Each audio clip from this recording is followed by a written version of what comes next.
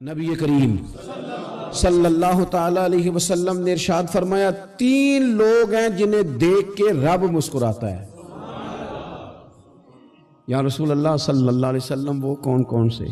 تو محبوب فرمانے لگے ایک وہ بندہ ساری مخلوق سوئی ہے، آدھی رات ہے، رات کا پچھلا پہر ہے، اس نے اٹھ کے وضو کر لیا، مصلی پہ کھڑا ہو گیا خدا کی یاد میں، فرمایا اسے دیکھ کے رب مسکراتا ہے جو اس کی شان کے لائق ہے۔ مسکراتا ہے اللہ۔ یہ تو سونے کا ٹائم تھا، یہ تو گہری نیند آنے کا وقت تھا، رات کا پچھلا پہر۔ رات پوے تے بے درداں نو نیند پیاری آوے تے درد منداں نو یاد سجن دی ستیاں وی آن جگاوے، اور ساون کی کالی راتوں میں جب بوندا باندی ہوتی ہے، وہ راتوں کو اٹھ اٹھ روتے ہیں جب خلقت ساری سوتی ہے، اللہ مسکراتا ہے۔ اور سننا میرے بھائی، میرے نبی پاک صلی اللہ تعالی علیہ وسلم فرماتے ہیں جب مسلمان نماز کے لیے صفیں بناتے ہیں نا، ترتیب لگ رہی ہوتی ہے، اب اللہ کی بارگاہ میں کھڑے ہوں گے، قیام کریں گے، رکوع کریں گے، سجود کریں گے، فرمایا جب مومن صفیں بناتے ہیں تو رب دیکھ کے مسکراتا ہے،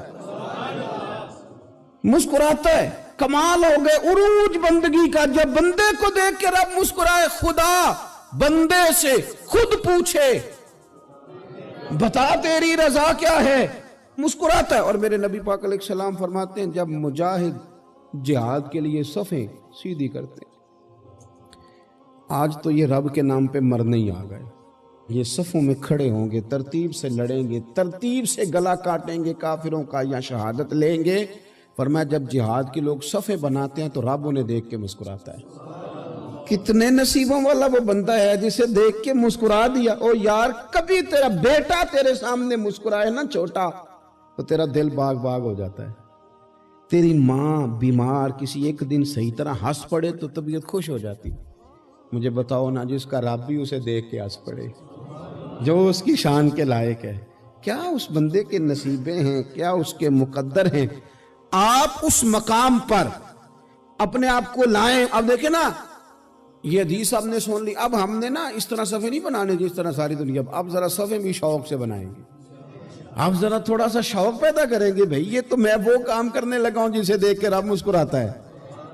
نبی پاک صلی اللہ علیہ وسلم نے فرمایا جب کوئی بندہ توبہ کرتا ہے نا، ہم توبہ کا رٹا لگاتے ہیں، یا اللہ میری توبہ یا اللہ۔ اور توبہ کا تو مطلب یہ ہے کہ پچھلے گناہوں سے پکی توبہ، آج کے بعد یہ غلطی نہ کرنے کا پکا وعدہ۔ تو نے ساری شب برات رو کے گزاری ہے، بتا سویرے جھوٹ جوڑنے کا ارادہ ہے تیرا، آج کے بعد رشوت تو نہیں نہ لے گا، ملاوٹ تو نہیں نہ کرے گا، یہ توبہ ہے۔ اور اگر سارے کام اسی طرح کرنے تو پھر یہ توبہ کا رٹا ہے، جتنا مرضی لگاؤ۔ حضرت علی بن ربیعہ رضی اللہ تعالیٰ عنہ فرماتے ہیں میں مولا علی کے ساتھ تھا، مقام حرہ کی طرف جا رہے تھے، حضرت علی نے ہاتھ اٹھا کے دعا مانگی ہماری تعلیم کے لیے، ورنہ حضرت علی ہم صحابہ کو محفوظ عن الخطا تو مانتے ہیں نا۔ ہاتھ اٹھا کے کہا اے اللہ ہمارے گناہ بخش دے، تیرے علاوہ کوئی معاف کرنے والا نہیں۔ اور پھر حضرت علی آسمان کی طرف دیکھا اور دیکھ کے نا حضرت علی بن ربیعہ کو تو مسکرائے۔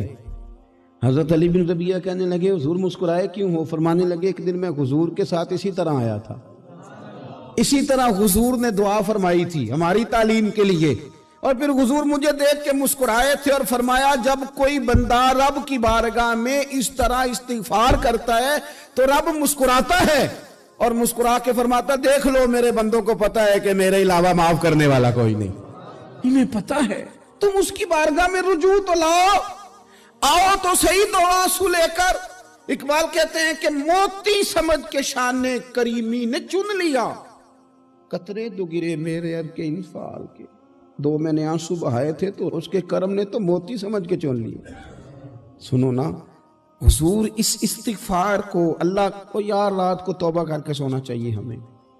کچھ غلطیاں ہم کرنا نہیں چاہتے پر ہم سے ہو جاتی ہیں، کچھ دل ہم توڑنا نہیں چاہتے پر وہ ٹوٹ جاتے ہیں، ہماری مجبوری ہوتی ہے ٹوٹ جاتے ہیں۔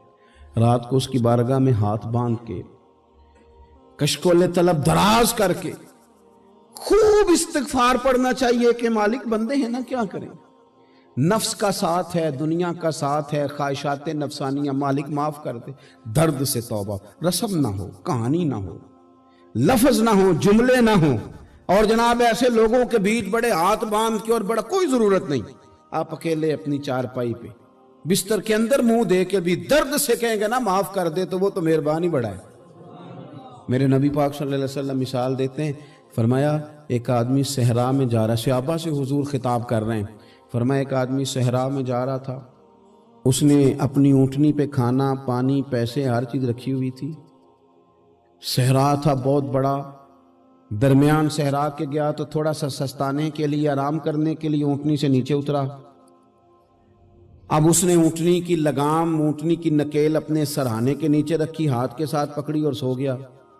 थोड़ी ही देर के बाद जब उसकी आंख खुली तो देखा ऊँटनी गायब है।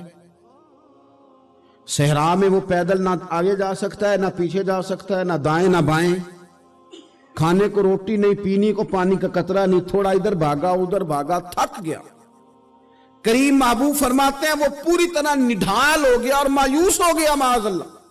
मायूस होके दोबारा उसी जगह आके लेट गया जहां पहले लेटा था। इंतजार करने लगा कि अब मौत ही आएगी, आखिरी वक्त है, अब ना मैं पैदल ये सहरा क्रॉस कर सकता हूं, ना पीछे जा सकता हूं, ना खाना है ना पानी है, सिवाय मौत के कोई सहारा नहीं। हुजूर फरमाते हैं वो रास्ते में दोबारा लेट गया। अचानक उसने रुख बदला तो ऊँटनी सामने खड़ी थी। हुजूर ने सहाबा से पूछा बताओ ना उसे भला कितनी को खुशी होगी। या रसूल अल्लाह जी से नई जिंदगी मिल गई है। आप देखें ना, सारे डॉक्टरों ने कह दिया कि इसके तो गुर्दे मैदा जिगर हर चीज खत्म है, घर ले जाओ खिदमत करो, हर तरफ परेशानी है। वो बंदा भी समझ गया है कि आखिरी वक्त आ गया, कल जाऊं परसों जाऊं, तैयारी हो गई, सब लोग आ गए, बाहर वाले भी आ गए, ये माहौल एक अजीब रंग इख्तियार कर गया। अचानक एक डॉक्टर ने आके कहा नहीं नहीं गलती लग गई थी। मुझे बताइए अंदाज क्या होता है? बगैर दवाई के बंदा उठ के खड़ा नहीं हो जाता। ओ मैं तो बच गया हूं। नबी पाक सल्लल्लाहु अलैहि वसल्लम फरमाने लगे उसकी ऊंटनी मिल गई, बताओ भला उसे कितनी खुशी होगी। या रसूल अल्लाह वो तो दोबारा दुनिया में आ गया। हुजूर फरमाने लगे उसे कुछ भी खुशी नहीं हुई। जब कोई रब का गुनाहगार बंदा आके तौबा करता है, रब को इससे कई गुना ज्यादा खुशी होती है। मेरा बंदा आ गया है, मेरा बंदा आ गया है, मेरे घर आ गया।